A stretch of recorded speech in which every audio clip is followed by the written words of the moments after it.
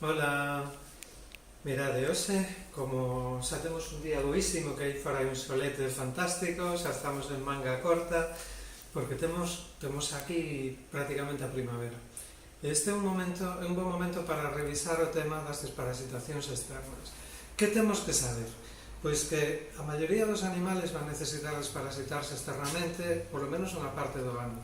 Os que teñen acceso ao exterior, o normal é que o necesiten todo o ano. Ao mellor hai gatiños que non saen nunca, que non teñen contacto con outros animales, que non o necesitan.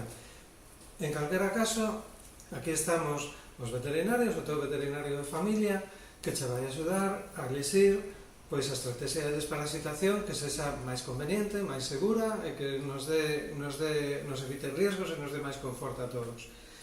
A partir de aí, sabedes que hai varios tipos de produtos que se poden usar.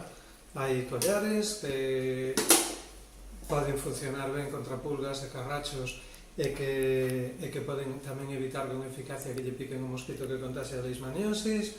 Hai diferentes tipos de pipetas que tamén poden facer efecto contra outras cousas. E, por decirlo así, o produto de moda.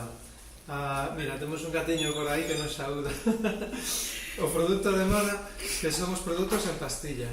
Os produtos en pastilla son super eficaces e super rápidos, pero hai que ter en conta que non funcionan para previr a leishmaniosis, así que de maio a outubro, nos cans, sobre todo os que estén fora, hai que utilizar algo máis.